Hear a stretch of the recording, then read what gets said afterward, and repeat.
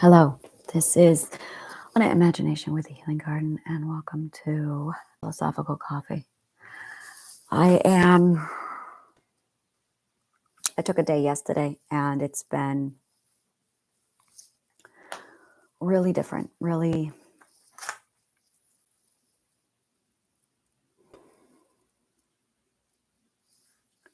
If you are new to my channel, I am a philosopher. I have something I refer to as interdisciplinary studies, where it is the accumulation of multiple fields of study, all combined into an overall study, which then creates a whole new subject in general. And I am working right now on a series called Comfort, Learn, Save. I don't take very many days off, and when I do, it's like disorienting.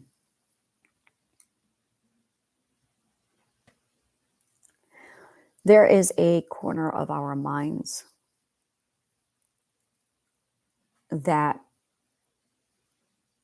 always sits right there. We can see it, but we don't talk about it. It's the part of our mind where we're always looking over our shoulder and we can feel it nagging at us, like scratching, and we ignore it.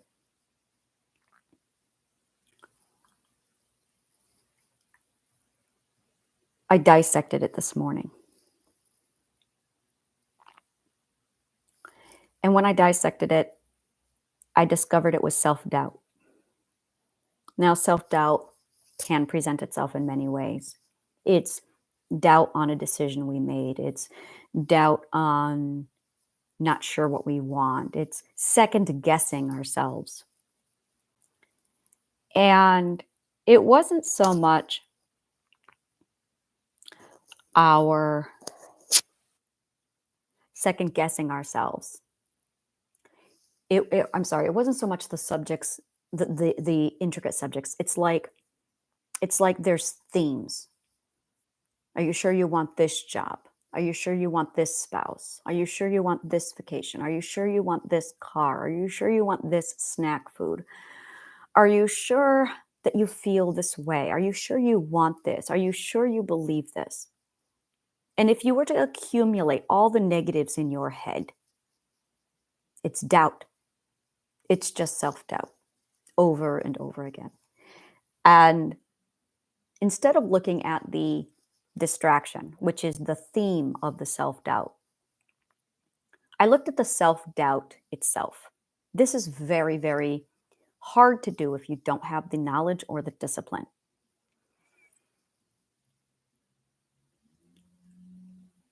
And this is something that we never, ever talk about, is the knowledge and the discipline of stepping away from the theme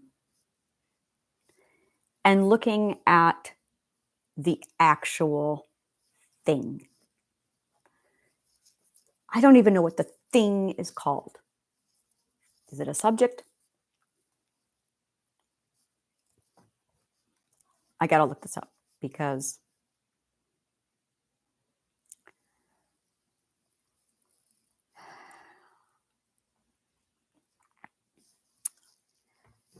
we spend so much time looking at the theme that we never look at what it is we're actually doing. The theme is what distracts us. The theme is what carries us away on story. The theme is what does everything. And it's the X that's the problem. So I took a massive step back this morning and I scratched at not the theme, but the actual subject. And when I discovered it was self-doubt, I realized another layer to self-doubt. And that layer is all the reality, no matter what I build up to create reality, my perception. Reality is like a building, an actual construct that rises, falls on self-doubt. The opposite of self-doubt is confidence. And we are so distracted by the theme of the self-doubt. Who loves me? Do I have enough money coming in? Can I succeed? Is this the right path for me? Should I? Should I? Should I? Is self-doubt. And we're so focused on the theme that we are ignoring the fact that we are still talking about self-doubt. And as we pick away and second guess ourselves, it breaks away our reality and we start to feel shaky. The construct itself starts to fall away. And I said to myself, self, and I knew it was me because it was in my voice. I wondered what exactly the construct was built on. And so I looked at the foundation of reality and I found out that it's confidence. And under that confidence lies a single constant truth. And that single constant truth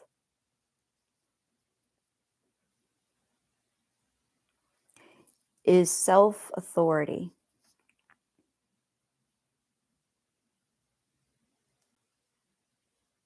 Of defined choice. And that is built on logic.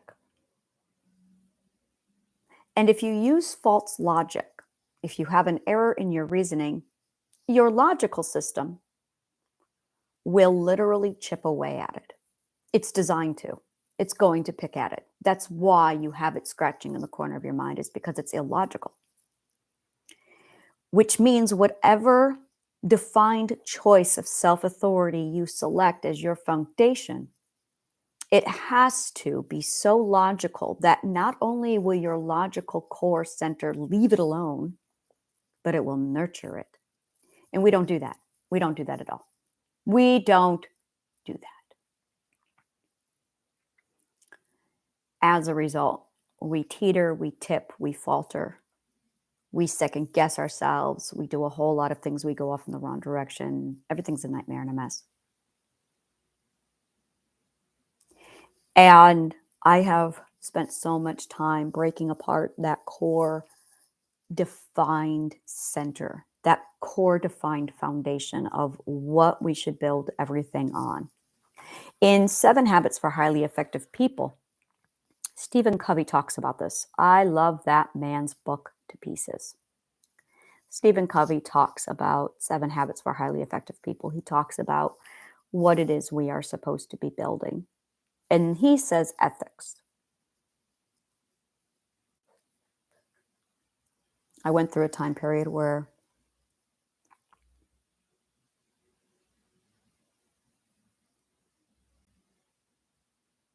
I disagree. I still disagree with him. I went through a time period where I believed him.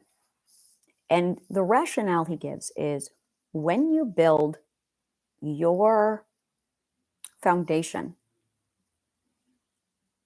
what you are really building is something that's stable and strong and never sways. And he insists that ethics never change. That when you build it on something like who loves you, well, if that person stops loving you, the whole thing falls apart. If you build it on what job I have, well, if you lose the job, the whole thing falls apart. If you build it on how much money you have, if you lose all the money, well, then it falls apart. So that your self-value and your self-defined will literally fall apart. Your reality, yourself will fall apart if it is not stabilized and sound on something that is legitimate. Ethics change. And that's what Stephen Covey did not know. Ethics change. Because ethics are your priority, and he did not know about the 12 ethical stages of growth. Ethics change. In fact, following Stephen Covey's book, and I did this very exercise. I went, that's sound, that's logical. I'm going to use ethics. And then I found me holding on to my current ethics. I was 15 when I read the book. I saw myself holding on to those current ethics, even though I was evolving and changing away from them. Not that I was abandoning the ethic, it's that I found a better one to prioritize on the foundation of the one I had. I was changing. I was evolving. I was learning and I was growing.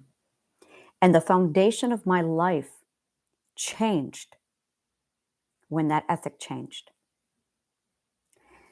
The 12 ethical stages of growth is the indulgence to value and learn and appreciate what you avoid, so that you then indulge in what you avoided until you learn to value and appreciate and integration of both with moderation, until you indulge and learn to appreciate something else you've been avoiding, to teach you to appreciate and value what you've been avoiding, to teach you to appreciate and value what you've been avoiding. And that cycle repeats itself 12 times. And for every time you go through the process of indulge, appreciate, value, shift, you change your values, your priorities, and your perspective. So if you become attached to an ethic, a priority, a value, and indulgence, you will never grow. Stephen Covey was wrong. So I changed my ethic, my goal, my foundation, not from ethic, but to desire and love, identity. And my identity is the love and the value of learning and growth.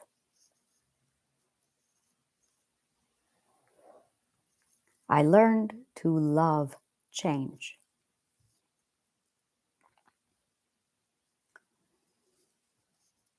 The problem is change is not stable.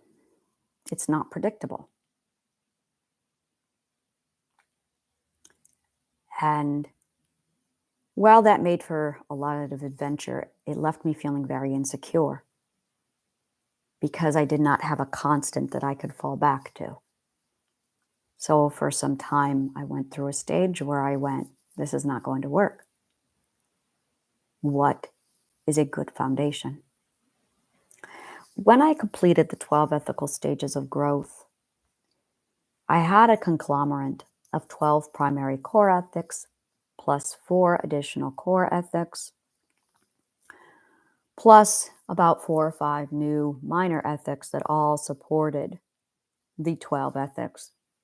And when you integrate those 12 ethics, what you find is self-love, which is the combined integrated components of trust, justice, empathy, and forgiveness, which are the components of the 12 core ethics, which are the components of lesser ethics. I will not be breaking them down here because there are many, but I found that self-love was at the core of all of this.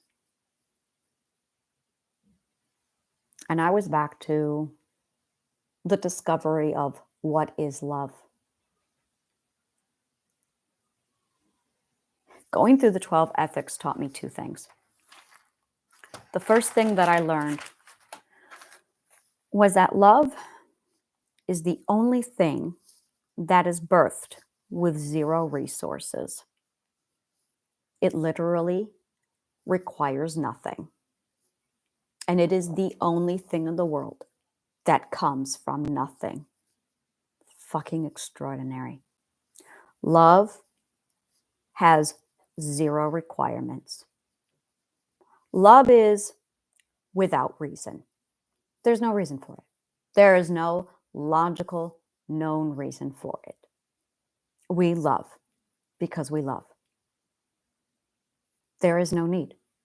There's no explanation. There's no logical sense to it. It just is. Furthermore, the second thing I learned was that there is a big difference between giving love and pursuing love. I also learned that the moment you negotiate using love as a transaction, it ceases to exist.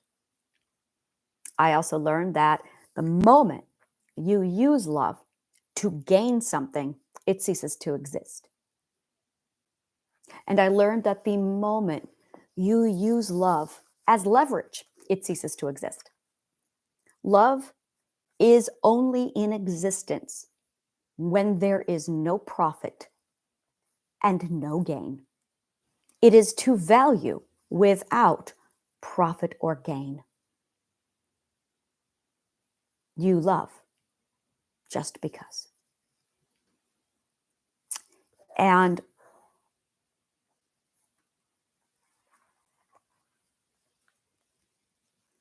that is when I watched my own partner and I literally dissolve, but we didn't.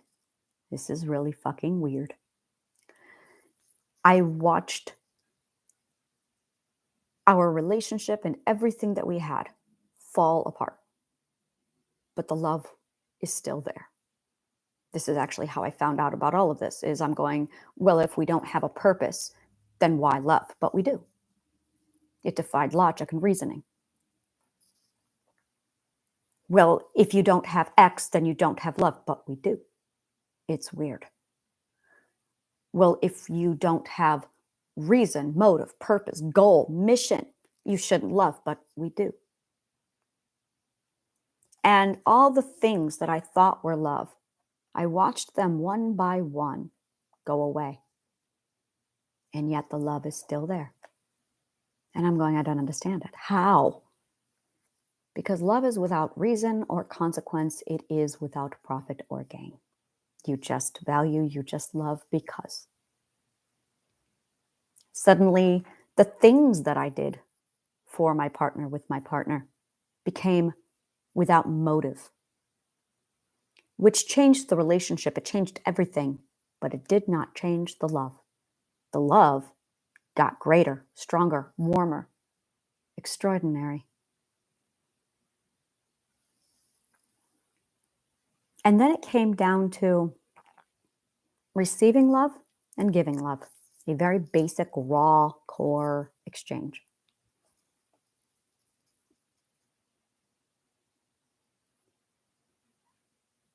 And I weighed in on myself.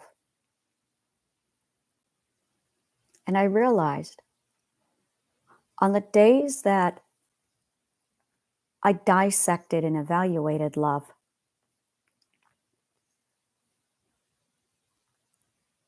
questioning the profit, the gain, the resources, the why, not the love itself, but just everything around it. Those were the days I suffered the most. And on the days that I just simply accepted, okay, so love has no reason, it just is, and I am going to just love.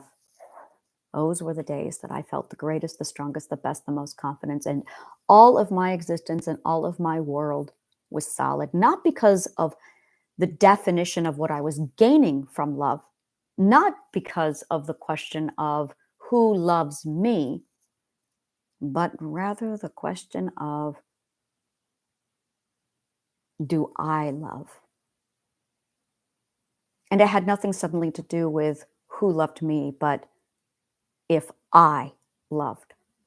And I do.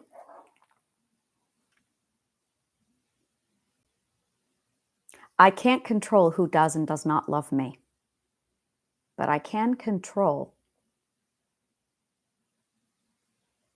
to just love.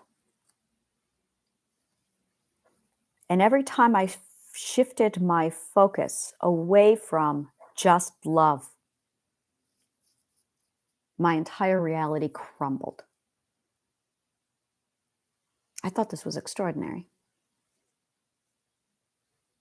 Because suddenly I had the despairing fear of needing to control or find or pursue somebody to love me, somebody to give me, somebody to, and I can't do that. But then when I turned inward and just loved without rhyme, reason, profit, or gain, my reality stabilized, my core self was defined, solid again, and all self-doubt went away.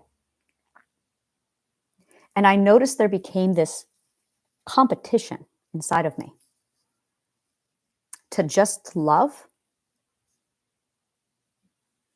without rhyme, reason, profit, gain, or to love solely based on possession, advantage, growth, profit. And suddenly love stopped existing.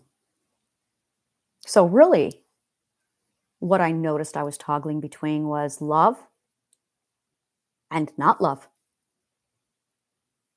And every time I turned back to just love, everything was fine. I practiced just love. And the more I practiced just love, the stronger I became, the more solid I became, the more certain I became. Instead of once a week having breakdowns, it became less and less. I noticed 3 weeks started to pass. I practiced just love. I focused harder and harder on it. I built stronger and stronger on it. Just love. And I noticed 6 weeks passed by. I'd have 2 or 3 days of living hell. I'd get back on just love. I noticed 2 months passed. And I only had 1 day of self-doubt. Now, when I talk to people about my relationship, I get a lot of people who advise me on throw it away, get rid of it, destroy it. These are people who do not understand just love. And these are people who view love, use love as a transactional tool in negotiations. Just love. And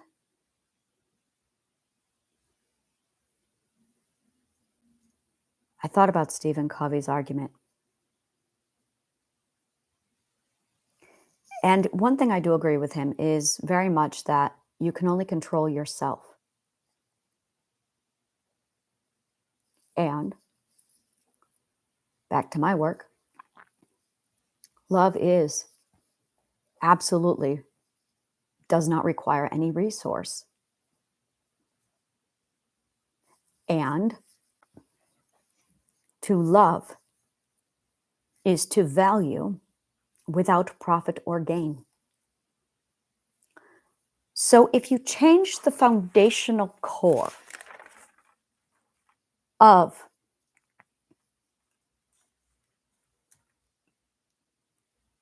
the self to love without profit, motive, or reason,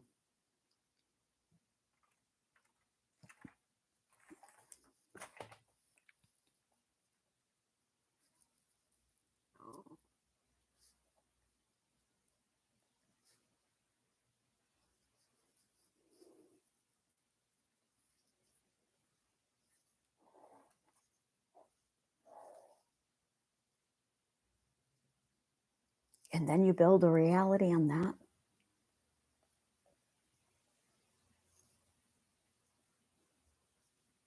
I do believe you will have a stable reality.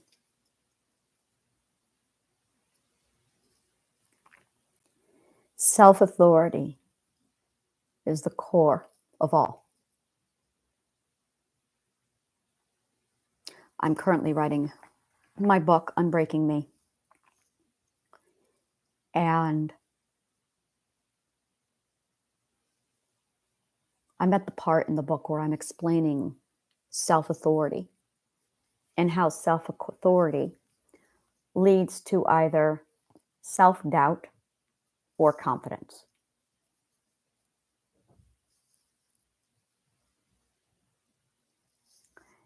And when you have compromised self-authority, you have self-doubt. And how self-authority is built on logic. Because your logic center is going to rip apart whatever lie you tell yourself. And your logic is either going to nurture your logic or it's going to rip apart your lies. And you cannot escape it because that is a little scratching in the corner of your mind that you cannot ignore, that you're trying to not look at. That is your logic, ripping apart your lies. And you know, if you look at it, your house of cards is going to be ripped down. And you have a lot at stake writing on those cards built on sand.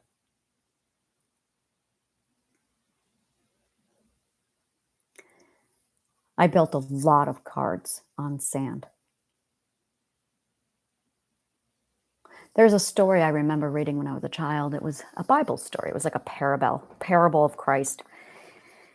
And it was a cartoon. It was an animated children's book, little paperback. I loved these books so much. I loved these books because they weren't the religion. They were just the parables of Christ, all in story format. My God, did I love these. It wasn't about the religion at all. It was just the stories of Christ. So I grew up reading these books, like from the time I was 2 up to 10. I loved these books. And one stuck in my head. Well, two very, very clearly stuck in my head.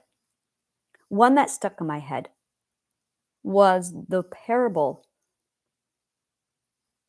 of the 3 bags of gold. And the other parable was the man Balthazar. His name was Balthazar.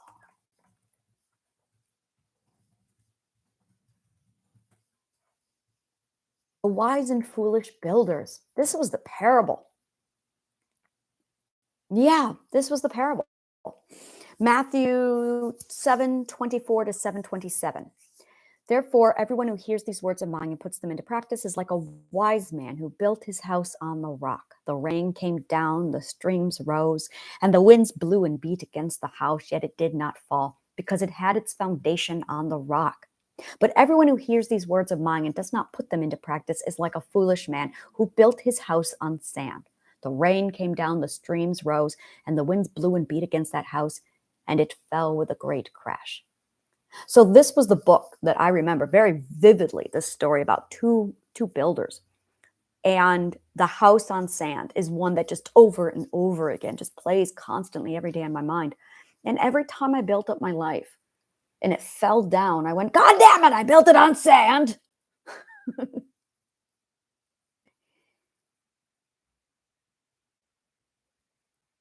You know, reading that just now.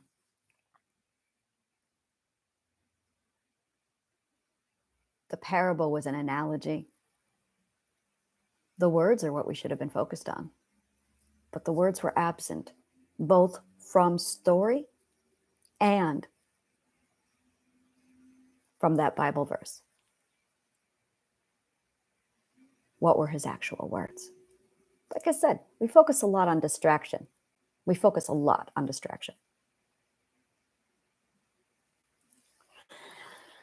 So I was going back over trying to figure out how to build my house on rock, which is what Stephen Covey's 7 Habits for Highly Effective People is about. It's how to build your house on rock instead of sand.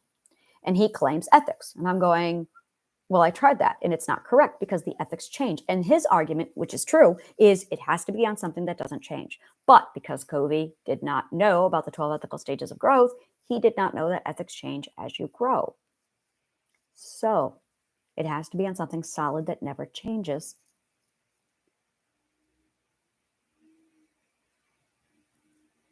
What is the one thing in your life that never changes? The one thing that is so fucking solid that no matter what happens to you, no matter what storm comes, what is the sole thing that defines you no matter what? Because that is your core. That is your core.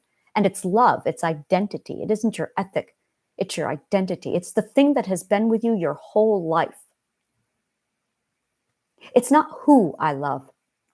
It is that I love.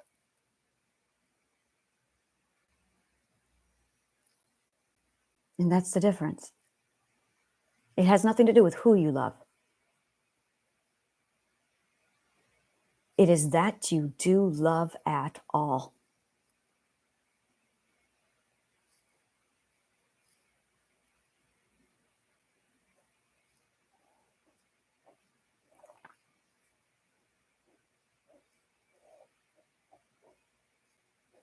Not who loves you. Not who.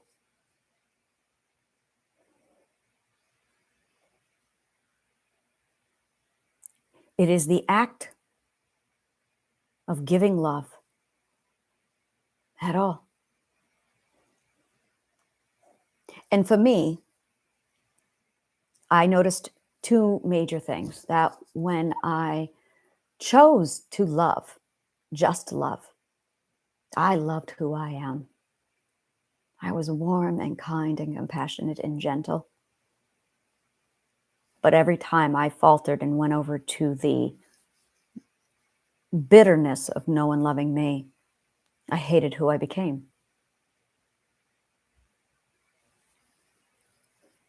I really fucking loathe who I become when I lose just love.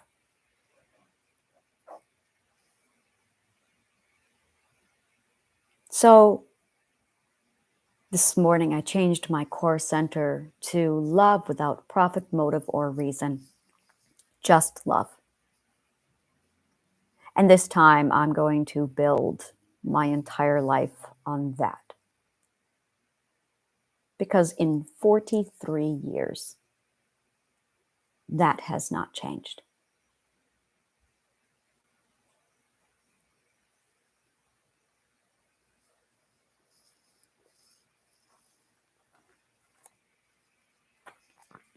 Self-authority is choice. That's what it is. It's choice. Self-authority is all about choice. Choice is what lies behind self-authority.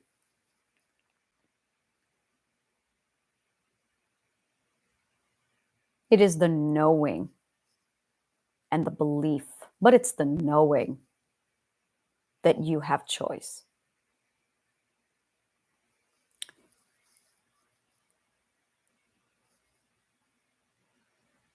And that's really what it comes down to, the knowing of choice. It is decision. That is true self-authority. You can choose to claim it or you can't. You can choose to say, I can't, it's out of my control, or you can't. You can choose. There is that common prayer.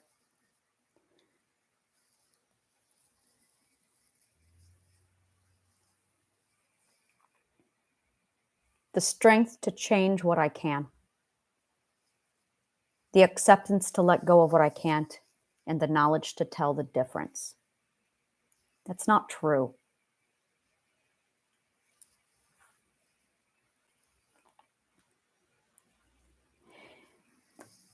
Let me get the exact wording because I'm going to reword it. The power to change what I can, the acceptance to let go of what I can't change, and the ability or the knowledge to tell the difference.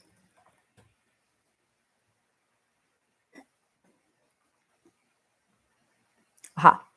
Grant me the serenity to accept the things I cannot change, the courage to change the things I can, and the wisdom to know the difference. We're going to alter this slightly because there is a massive, massive oversight.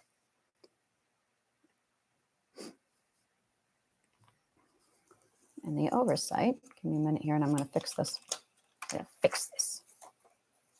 Looks like this. Accept the things I cannot change. and the courage to change the things I can. It's problem solving to overcome the things I cannot change. Not the serenity to accept. That's powerless. And that's the problem.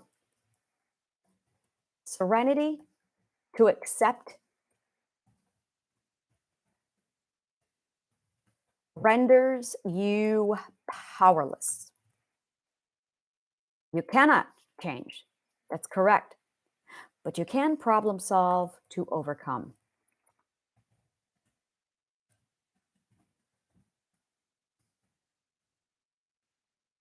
It's like shrugging your shoulders and going, well, there's nothing I can do about it. Yeah, you can. It's called find a solution. See the difference? Find a solution versus giving up and accepting, which is victimization. Christianity is really good at making you a victim and a martyr, I'll tell you. Find a solution versus giving up and accepting. Problem solving to overcome the things that you cannot change.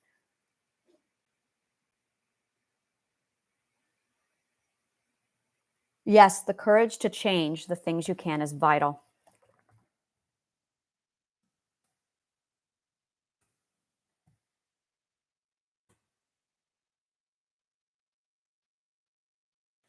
And that's just it. It's the courage to change or the sense to problem solve what you can't. So either you are actively taking action to change or you are problem solving an alternate route.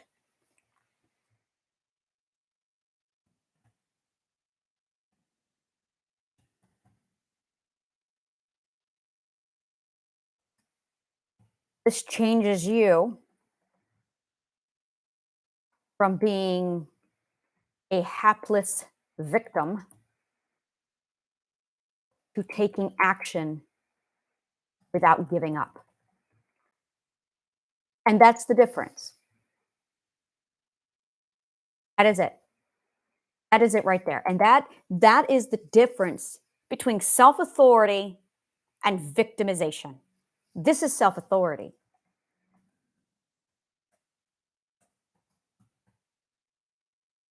Because you can change the things you need or problem solve to get an alternate route.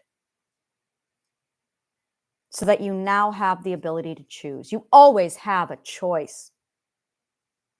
Serenity to accept is the biggest fucking bullshit and garbage I've ever heard. Serenity to accept. Well, he's beating me. There's nothing I can do about it. I've heard that from so many fucking people. I don't have the money, so oh well. Or you could problem solve it. Serenity to accept is the fucking most disgusting thing a Christian can shove down your throat. Serenity to accept is fucking bullshit, and it turns you into a victim. It's disgusting.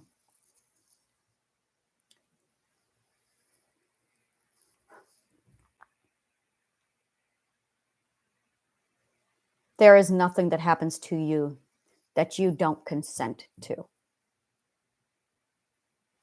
And that's it right there. That is the hard truth. 100% of everything that happens to you, you consent to. You consent to being helpless.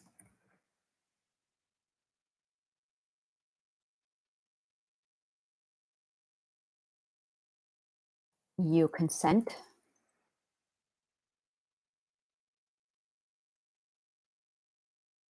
being disabled.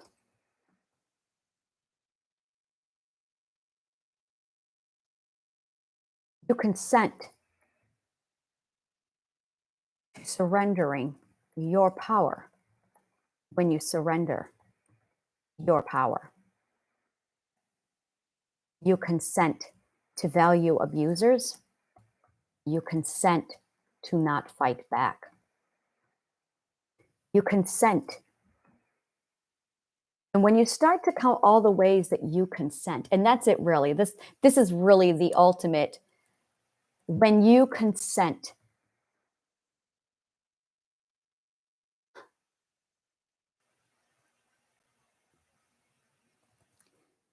counting all the ways that you consent.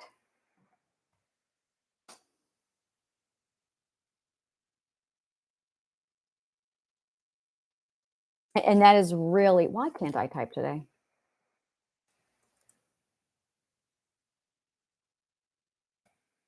Counting all the ways that you consent. There it is.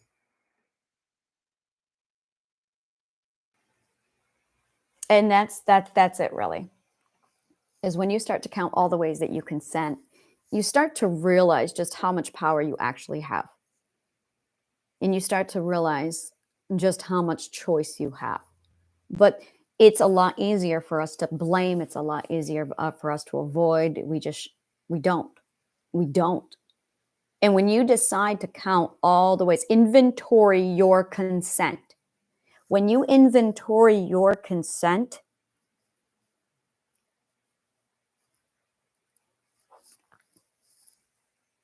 you start to become aware of your choice. And then you claim your self authority. And then you eliminate your self doubt.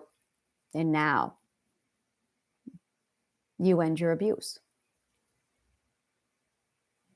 When you start to change your life, when you decide to get into healing, this is all you should be talking about. I have said this to so many people. I say this to psychologists. If you are not talking about authority, then you're wasting your time. You are on something completely different. You're distracted. You are not focusing on the main problem because it's all about your authority. It is all about your authority. I have had people come to me complaining about, well, this is happening to me. This is happening to me. Where's your authority? Where is your authority? Change it. Make a choice. Choice, authority. This is what's going on. This is what's going on. Where's your authority? Choice, authority. Oh, well, I can't. You're choosing that you can't. You are choosing to not problem solve. You are choosing to be closed-minded. You are choosing to put blinders on. You are choosing to not inventory your options. You are choosing to not learn, to get smarter, to problem solve. You are choosing. Where's your authority? Well, I can't because I don't have money. Problem solve it then. There's free libraries. There's free Wikipedia. Problem solve it. You're choosing. There are always options. There are always open doors. You are not seeing opportunity. You're not problem solving. Choice and authority are bed partners. And every problem boils down to your choice and your authority. It's your life. Unless somebody is literally putting a gun to your head, threatening to kill you, you have choice. Unless somebody has literally put you in chains, believe me, I know, literally put you in chains and held you in a room captive, then you have no excuse. The rest is in your head. Choice, authority. Really, that came down to it. That really came down to it. I read about there's the Colorado kidnapper. About 15 years ago now, maybe 20 years ago, this asshole kidnapped 3 women and he held them captive and raped them for 20 years. Was it 10 years? 10 years? One girl, I think, was captive for 12, 15 years. And yeah, I think it was 10, 15 years. One of them got pregnant and had his child. I read and both the 3 women ended up writing their biography or their autobiography on the incident. I read both books. 2 women partnered up and wrote their book, and the first woman who was kidnapped, she wrote her own book. I read both books. And there was one day, the last day, this is how they escaped. The women were literally in chains, gagged, helmets, kept in a locked basement, bedrooms for a decade at least. They never stopped fighting. Never. The last day he was gone and they were unchained. Those women went to the door and they kicked it apart. They ripped the boards off and they screamed and they made noise. They don't know why he wasn't there. They don't care. They ripped it apart. They screamed. They fought. The moment they had the freedom. 10 years plus enslaved, and they did not break. They managed to get the attention of a passerby, a hiker, a jogger. He called the police, and they were like, oh my God, we counted you girls all dead. That's how they got free.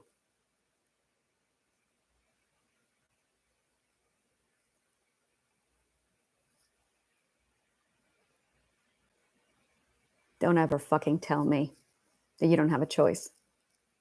Yeah, you do. You're lying to yourself. Because if you say you don't have a choice, you'd have to scratch at that little shadow in the back of your mind that's holding up your house of cards. That's the real ugly truth that you don't want to hear. Everyone has a choice. Self-authority. And you betray your self-authority when you claim I don't have a choice. Oh yeah, you fucking do.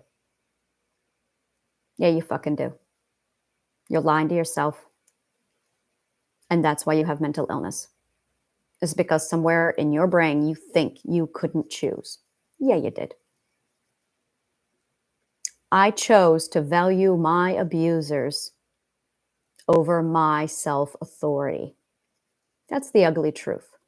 I chose to value the feelings of the assholes more than my authority. That's really the naked, ugly truth of all of this. You're choosing to value somebody else's feelings more than your authority. Your value is in the wrong place. That's why you have mental illness. That's why you're abused. That's why you're fucked up. That's why you're broken. You're not. You're just valuing something other than your authority. And when you heal, when you really get down to healing, oh, that's the truth. That's the awareness that slaps in your face, that you have to swallow, that you are denying in the corner of your mind, that you never want to talk about. And when you finally look at the scratching in the back of your mind, that's when your house of cards fails. And now you have no choice. Now you got to fix it. And that's what people don't want to do because it's work. And that's really what it comes down to. You have the choice because you choose to value assholes, an abusive mother, more than self-authority. You made your bed. Enjoy it or change it. Thank you for your audience. And may the kindest of words always find you.